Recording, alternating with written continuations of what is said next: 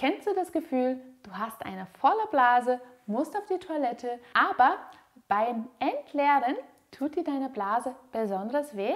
Obwohl Blasenschmerzen ein weit verbreitetes Thema ist, spricht man kaum darüber.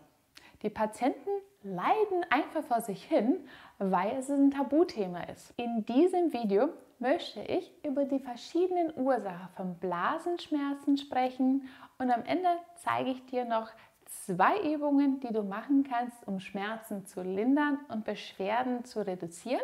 Welche Krankheitsbilder können dazu führen, dass deine Blase wehtut? Das erste und das häufigste sind Harnwegsinfekte. Blasenentzündungen können dazu führen, dass deine Blase wehtut. Das zweite ist eine chronische Entzündung von der Blasenwand. Das nennt man interstitielle Zystitis. Die Ursache dafür ist noch nicht ganz so 100% klar. Das Weitere kann eine überaktive Blase sein, wo die Blase alleine einen Krampf auslöst und dadurch sehr großen Druck entsteht. Außerdem können Krankheitsbilder wie zum Beispiel Endometriose oder Reizdarmsyndrom damit verbunden sein mit Schmerzen an der Blase. Symptome, die darauf hinweisen können, dass auch die Blase die Ursache von einer Beschwerde ist, sind Schmerzen an dem Beckenboden, beim Geschlechtsverkehr oder beim Entleeren. Möchtest du auch weitere Tipps bekommen, wie du deine Gesundheit fördern kannst und Schmerz lindern kannst? Dann abonniere meinen Kanal. Dadurch bekommst du wertvolle Tipps mit Übungen und was du weitermachen kannst, um Schmerzen zu lindern und Lebensqualität zu gewinnen.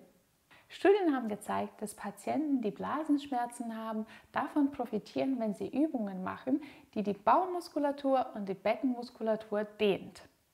Mit diesen 2 Übungen aus der Yoga bekommst du genau das, eine Dehnung von dieser Muskulatur und Schmerzlinderung für Blasenschmerzen. Und wir legen los mit unserer ersten Übung. So, für die erste Übung sollst du erstmal in Vierfüßlerstand gehen. Du positionierst sie in Vierfüßlerstand und als erstes gehst du dann mit deiner Unterarmstütz und öffnest deine Hüfte so weit wie du kannst. Dann lege deine Füße seitlich auf den Boden, sodass deine Großzehe auf dem Boden ist. Dadurch erreichst du eine Innendrehung der Hüfte.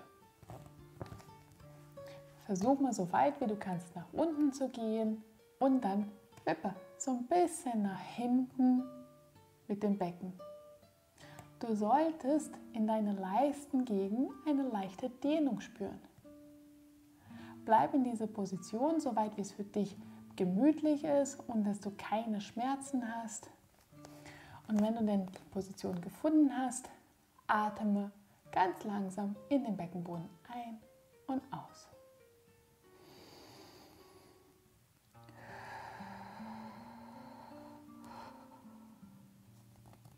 Du bleibst in dieser Position für ungefähr 10 Atemzüge. Dann drehst du deine Füße wieder nach innen, bringst die Knie wieder zusammen und gehst dann leicht nach hinten, bevor du dann wieder hochkommst. Wichtig dabei ist, dass du diese Übung langsamer durchführst. Mit dieser Übung erreichst du eine Verbesserung der Beweglichkeit in dem Beckenbereich und dehnst die Beckenbodenmuskulatur. Als nächstes geht es jetzt darum, dass du auch deine Bauchmuskulatur dehnst. Der Ansatz von der Bauchmuskulatur liegt an dem Becken direkt oberhalb der Blase. Eine Dehnung dieser Muskulatur sorgt für Schmerzlinderung. Für die letzte Übung solltest du jetzt in den Bauchlage gehen. Du kommst nach unten mit deinem Rumpf.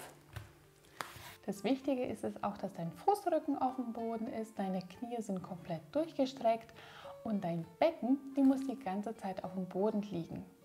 Du beginnst die Übung mit einem Unterarmstütz, gehst jetzt von dieser Haltung nach oben, streckst deine Ellenbogen und versuchst so weit wie möglich nach hinten zu gehen. Wichtig dabei ist, dass du eher eine Dehnung vorne an dem Brustkorb erfährst und nicht einen Überdruck an der Lendenwirbelsäule. Am besten hältst du deinen Blick geradeaus nach vorne, sodass deine Halswirbelsäule auch gerade bleibt und du versuchst, sie in eine Länge zu ziehen, dass du längs wirst. Wenn dein Becken sicher auf dem Boden bleibt, wirst du auch eine Dehnung in diesen unteren Bereich spüren, direkt überhaupt von der Blase. Bleib in dieser Position, die Schulterblätter kommen nach unten, ganz weit weg von den Ohren, tief in den Bauch einatmen und langsam wieder aus.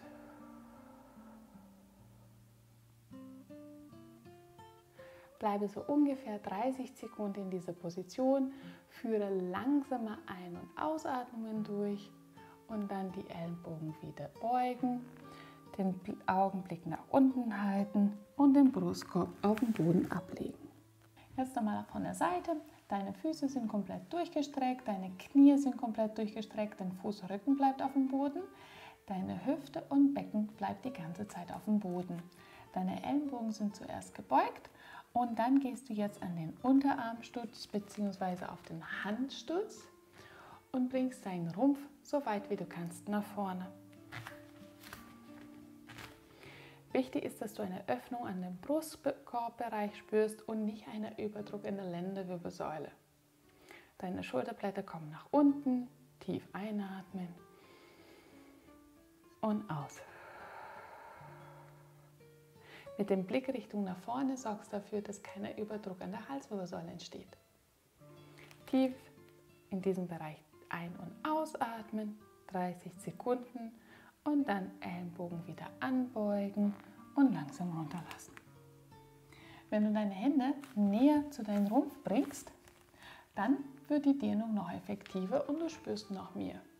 Das Wichtigste dabei ist, dass deine Hüfte und den unteren Anteil von dem Becken die ganze Zeit auf dem Boden bleibt.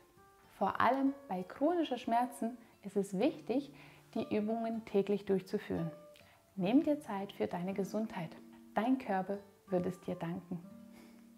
Und ich freue mich auf dich bei unserem nächsten Video. Tschüss!